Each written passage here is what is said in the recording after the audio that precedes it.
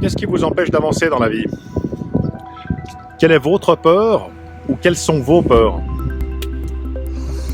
Alors c'est une question intéressante que j'ai dû rester poser par le biais d'un sondage sur les réseaux sociaux. J'ai eu plus de 200 réponses à ce sujet et je demandais aux gens ce qu'ils avaient envie de changer dans leur vie.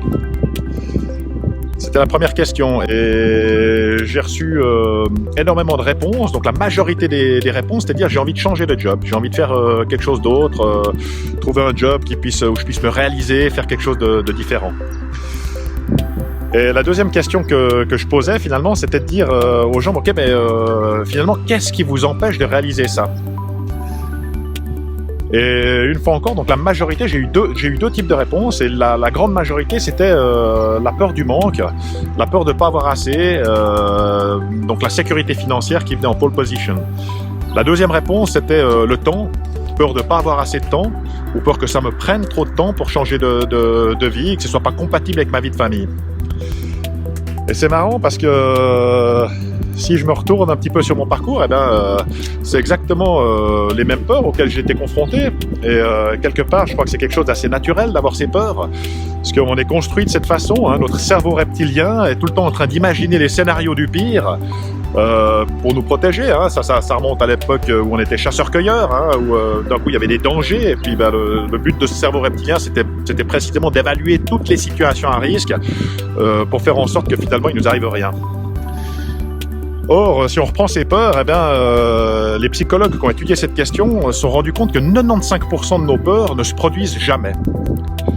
Ça veut dire qu'on est juste dans une construction du mental, dans quelque chose qu'on construit en se disant mais oulala, et si ça marche pas, si j'ai pas de clients, et puis si j'ai pas d'argent, qu'est-ce qui va se passer? Donc on est en train d'échafauder finalement une situation qui se produit dans 95% jamais.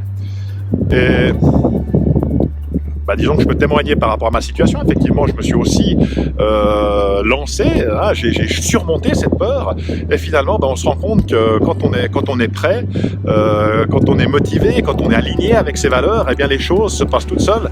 C'est un petit peu comme si l'univers finalement complotait pour que les choses se passent bien, que tout à coup vous ayez l'inspiration qui vous manque, que vous fassiez les rencontres déterminantes, que les portes s'ouvrent.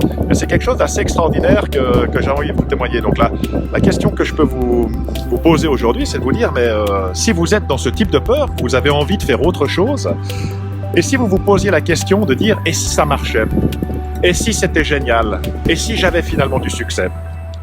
Je pense que c'est une façon de pouvoir retourner ce problème, de pouvoir venir conscientiser que on est vraiment sur du sable, hein, c'est juste une construction de notre mental, et qu'en fait tout peut très bien se passer. Après, c'est les actions et les petits pas que vous allez faire qui vont déterminer finalement votre succès.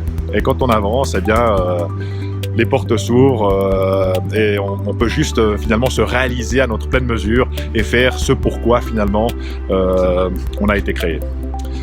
Alors voilà, c'est un petit témoignage comme ça aujourd'hui. Vous pouvez me laisser un commentaire si ça vous fait réagir.